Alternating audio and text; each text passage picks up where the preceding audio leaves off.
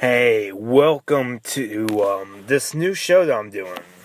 And this is called, what I'm going to be calling Raw Afterlife. And basically, what this is, it's basically going to be a weekly review of Monday Night Raw. And this is something that I've been wanting to be doing, that I wanted to do for quite a while now, but finally now just decided to go ahead and do it. And this was the final show of 2014. So I'll just go ahead and get things started. I'm going to be doing this every week. And I'll also do this for pay-per-views as well. I'll combine the pay-per-views and Raw into one episode. And I might also do one for SmackDown, if anyone is interested in that. Because SmackDown is basically the same thing as Raw, but if enough people, want to see a SmackDown series, then I'll happily watch SmackDown and I'll happily do it. But yeah, let's go ahead and kind of just talk about Raw. And tonight's guest hosts were Edge and Christian, and it was really cool to see them again. Because Edge we haven't seen. I have no idea when the last time we saw Edge was. I really don't. It might have been like the Hall of Fame ceremony. Either the Hall of Fame ceremony or whenever John Cena faced Brock Lesnar at Extreme Rules. I really don't know when the last time we saw him was. But it had been a while. And Christian, I think it had been even longer. I think we haven't seen him in, a year maybe? A year or two. So it was really cool to kind of see him again. And so, and one thing that Christian did that made me laugh was he booked Rusev versus Dolph Ziggler in a champion for this champion match, it was a non-title match, and he said, and they will both be completely naked. I'm really just laughing. I'm like, what? This is pretty funny. And then Edge and Christian were going to do a 5-second pose, which I really wanted to happen, but Lesnar ended up interrupting. And I'll go ahead and say this. I really do not like Brock Lesnar. I really, really don't. His reign as champion is just terrible. I mean, the guy is part-time, and I can understand that. I mean, I can. I mean, when Rock was a part-time champion, but even he wasn't as bad as Lesnar is. Because during Rock's reign, I at least knew he was a champion. With Lesnar, and in all seriousness, I'm not even joking right now. In all seriousness, sometimes I really do forget that he is a champion. I really do kind of forget that there even is a WWE champion in the first place. That's how bad his reign is. And he's not that great a wrestler. He's terrible on the mic, which is why he has Paul Heyman. Really, Paul Heyman is really the only person that can actually make Brock Lesnar watchable. Which is more of a testament to Heyman than it is to Brock Lesnar. But, yeah. And one thing that really confused me during this promo is that Jerry Lawler said that both Edge and Christian are retired. And obviously we knew Edge was retired. But I had no idea Christian was retired. Like, when did that happen? And, it was sort of a weird way to announce it, just as a throwaway line. Christian really does deserve better than that. I'm not saying that Christian was a great talent. He wasn't a main event talent, but he was pretty good. For what he was pretty good. His Brood stuff and his E&C stuff, that was great. And when he was Captain Charisma, the whole problem solver gimmick, that was great. and his One More Match thing back in 2011 was great also. So I really liked him, and I wish that he had gotten a little bit more respect here. But I guess it sucks that they're retired. So Heyman comes out, does his little promo, talks all big about Brock Lesnar. And it's really the same promo every time. Brock Lesnar is a beast. He could hurt you, permanently, and just stuff like that, and it does kind of get old. Then Cena comes out. He attempts to attack Heyman. He attempts to attack Lesnar. Both of them can escape, and that's the end of the segment. And it was an okay segment. I kind of wish that Edge and Christian got more time together before they got interrupted, because I was really enjoying them. So next up was Rusev versus Dolph Ziggler. And I really like both of these guys. Rusev, I really like. I think he's a great heel. And I like that he's a U.S. champion, considering that he's supposed to be a foreign heel. And Lana is a great, she's great as Rusev's mouthpiece. At times, Rusev can talk a little bit too much, which kind of makes Lana being there kind of pointless. But I really do like both of them. And Dolph Ziggler is just amazing in the ring. He's great on the mic. I have a feeling that 2015 will be his year. I have a feeling that sometime in 2015, Dolph Ziggler will be the WWE champion. And so this match, it was pretty good, And Rusev ended up getting disqualified, and Ryback ended up coming and attacking Rusev. And okay, anybody who knows me knows that I hate Ryback. I hate the Ryback character so much. I'd say that Ryback would probably be my least favorite superstar right now in the WWE. Just, God, he is just terrible. And he actually got mic time. Really think about that for just a moment.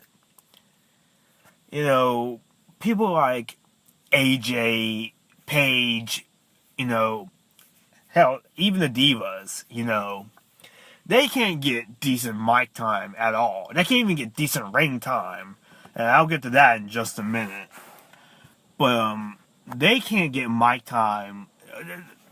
Their idea of Divas getting mic time is sending AJ out in the announce table every other week. That's their idea of Divas mic time. And to their credit, AJ was getting better before she got injured and stuff. She was getting some decent mic time, which I really liked. But anyway, back to Ryback. This promo was just weird. You could tell that Ryback was really uncomfortable being on the mic. And I can't really blame him, because his character just shouldn't talk. He just shouldn't. I mean, when I think of the Ryback character, and I hate the Ryback character, but when I think of the character, I really don't see him talking or acting like this. And I hated when they mentioned his Tough Enough days and his Nexus days, because I sort of like to think of Ryback as being different. I mean, obviously it's the same guy that plays him, but I like to think of Ryback as a separate persona than those. But Ryback, he just sucks. He really does. I'm sorry, he just does. He doesn't do anything for me. I can see why a lot of people like him. But for me, I'm sorry, I really don't like it. I just don't like him. So anyway, we move on to Nikki Bella versus Natalya. And what I was talking before about Divas not even getting decent match time. This match was a minute long. This was a minute long. That really says something. I mean, like I was watching this match and I looked down at my phone and I kind of read on Twitter and stuff like that. And as soon as my eyes go back to the TV, 1, 2, 3, boom, done. And I'm like, really? That's what? Like, and all the good divas are pretty much gone. They weren't on the show tonight. Sometimes they're not even on the show for quite a while. Because AJ, from what I've read, has apparently gotten injured and won't be back until 2015, which sucks. Because AJ is my favorite diva going on right now. And then Paige, who's really the second good diva, she's not even being used properly. She's pretty much a jobber now, really. And if she's not a jobber, then she's really close to it. Like, she really appears on Raw nowadays, and she's lost a lot of momentum since her feud with AJ ended. And I really wish they would do more with Paige, because she and AJ are really the only talented divas. Really the only divas that I care about. But, yeah, it really felt rushed. And so next was the WWE Tag Team Championship match between Miz and Mizdow versus the Usos. And this actually was a pretty good match. Miz and Mizdow, particularly Mizdow, is pretty funny. I really like Mizdow, and I really wish that he would be taken a bit more seriously, because the idea is that he was originally Damien Sandow, and I really wish that he would kind of be taken seriously, because he's a really good in-ring performer, but he's really taken sort of this crap gimmick, because this is a gimmick that, for all intents and purposes, really shouldn't have worked, but Mizdow, to his credit, is really making it work. And he is over, man. He is just over with the fans. And the Usos, I think they're a decent team. You know, I know one guy who hates the Usos, Undead Punk. But I think the Usos are okay. They're kind of a generic tag team. But they can put on some good matches at times. So Usos ended up winning the tag team championships for no reason. And I really don't know what the reason for this was, because Miz and Mizdow had just won Survivor Series. So I thought it was a little bit early for them to lose the tag team championships. But so then next we had Cesaro, who cut a promo, and I really like Cesaro as well, but he just seems to be one of those guys that just gets fed to random people.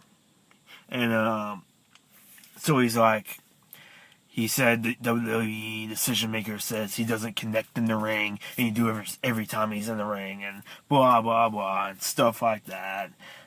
He issues an open challenge, and Bad News Barrett returns. And Bad News Barrett had been out of action for a while now. I want to say since July, I think. Sometime in July. And he came back, and he is awesome. You know, he has improved dramatically. you know, because Bad News Barrett was like the leader of the Nexus and all that.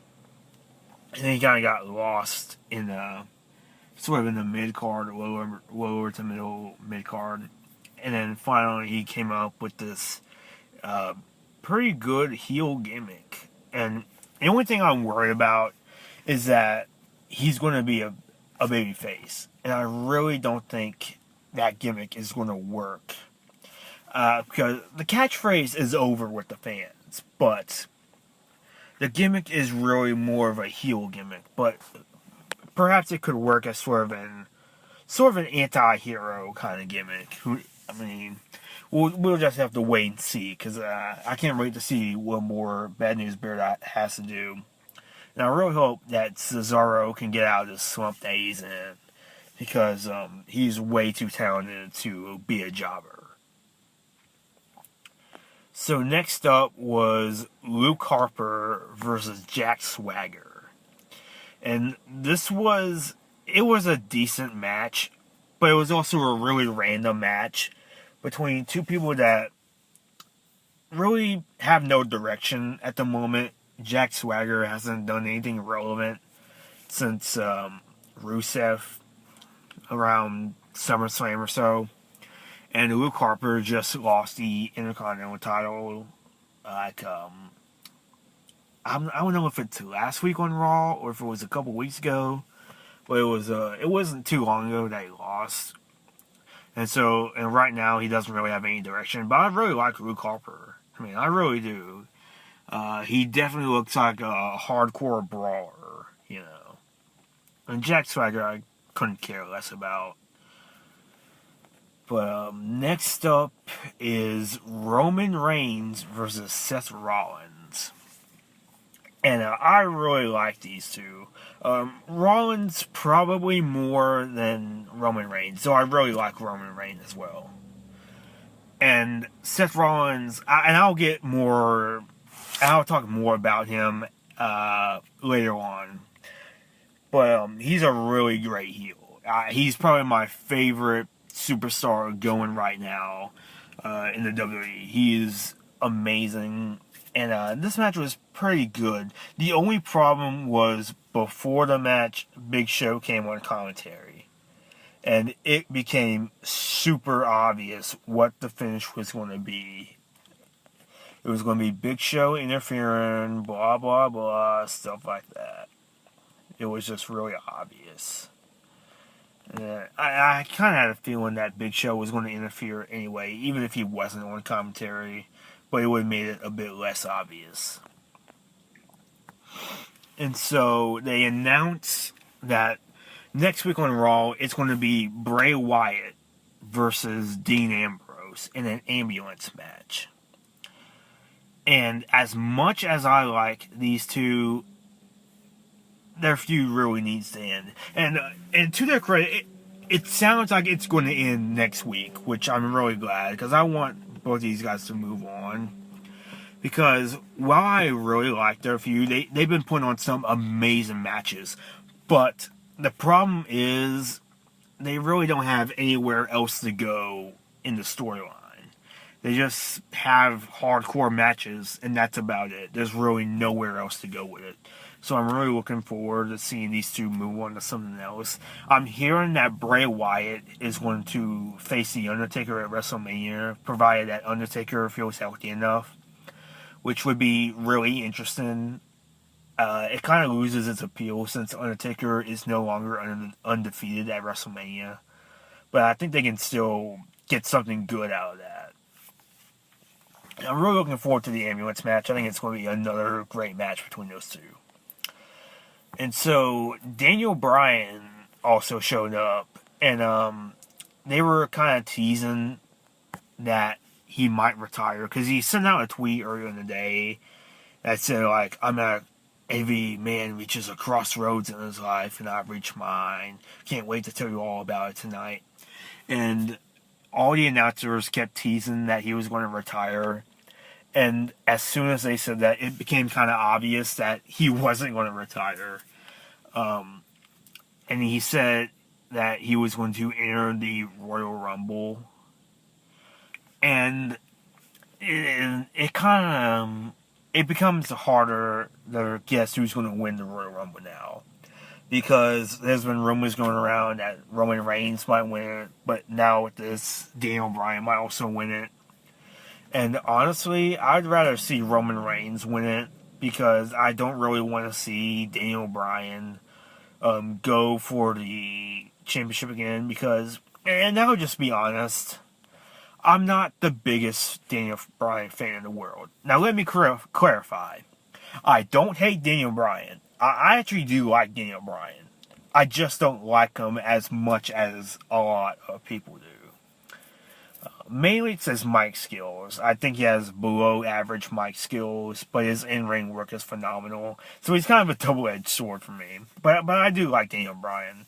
But I'd rather see Roman Reigns in the main event. I mean, that's just me, and I'm probably in the minority on that. But anyway, next up was Miz and Mizdow. They asked for another match. Edge and Christian said that they were going to have another match, but it wasn't going to be against the Usos. It was going to be against a different tag team. And I instantly knew exactly who it was going to be. And it was going to be the Ascension. And the Ascension made their debut tonight. No, well, last night anyway.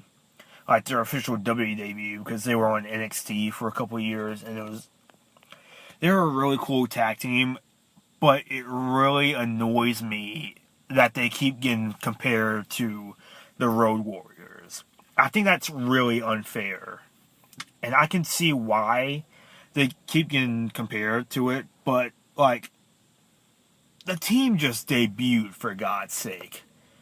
Wait and see what else they do before you start comparing them to a team like that. So, I really love the Ascension. I think their look is really cool. Compared to the other campy tag teams like Los Matadors and New Day and stuff like that, they're really the only good tag team around, next to Miz and Mizdow and Golden Stardust. And really can't wait to see what else the Ascension does next week or even later this week if they appear on SmackDown. And I know that they're going to appear on NXT. They might be making their last NXT appearance this Thursday. So I'm looking forward to seeing what else they do. And then let's see. And then the final segment, Seth Rollins was the guest on the Cutting Edge Peep Show, which was Edge and Christian combining their little talk shows. And then Seth Rollins, boasted about everything that he's done in 2014. And he said that he doesn't want to be the negative anymore. And Big Show came out for no reason at all. And then he tried to call out John Cena out, but Cena never came out. And then he ended up hitting Christian with the Money in the Bank briefcase. And Big Show ended up grabbing Edge by the throat, and he forced him down the briefcase. And Rollins ends up pretty much basically threatened to kill Edge, basically. It's basically what happens here. And it really was like a hostage negotiation. Like, I saw something on Twitter, someone said, like, how is Seth Rollins not wanted for attempted murder? And it really is. Like, he threatened to cripple Edge. And, like, I wasn't expecting Edge to take a bump. Because he physically, probably physically can't do it. So I wasn't really expecting them to actually curb stomp Edge. But, as soon as Rollins said, I want something from you, Cena, I immediately knew what that is. And the segment really went on a little bit too long. At first it was really cool, but it kind of ran on for a few minutes too long. Sort of like they were trying to get past the usual overrun that they do. And so Cena finally ended up giving in. And Rollins ended up saying, say that the Authority will come back, or I kill Edge, basically. And Cena ends up giving in, and he brings back the Authority, and Rollins ended up trying to do it anyway. But Cena ended up kind of beating them up. And they said that the Authority was back in power. Brock Lesnar and Paul Heyman walk onto the stage. Then Triple H's music plays, and Triple H and Stephanie McMahon were actually there. And the Authority is back. The Authority is pretty much back. And that's really disappointing. I'm not really as pissed off as a lot of other people are, because it was really only a matter of time. I think maybe 2 people were probably guessing that they were never going to return. Like, it was a matter of time before they ended up returning anyway, but still. I think the only reason that they're returning is because they're going to set up Sting versus Triple H at WrestleMania. Which, if that does happen, then I can't wait to see, because it's just going to be awesome. It's going to be a true dream match. But the Authority return was just... I really don't think that's the way to do it. I think you could have another way to build up that match without bringing back the entire Authority. And now it's just going to be like a long Triple H and Stephanie McMahon promo starting off Raw every week. So that's just going to be awkward and terrible. And really, I really only wanted Triple H to come back. Because I do like Triple H as a heel Authority figure. I think he's pretty cool. But I think he works best in kind of small doses. Like, every week repeating the same thing, it can get pretty repetitive. But,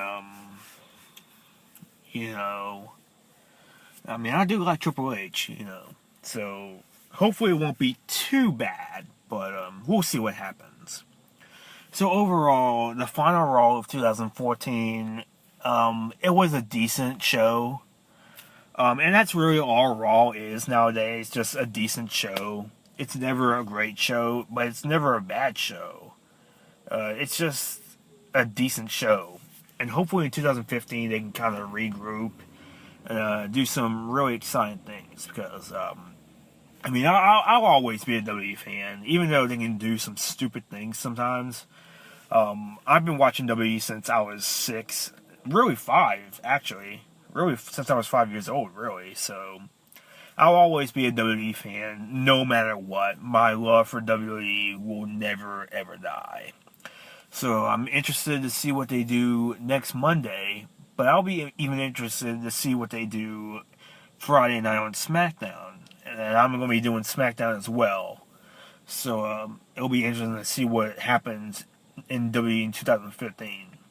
So thank you for watching, and thank you for listening, and I'll see you next time.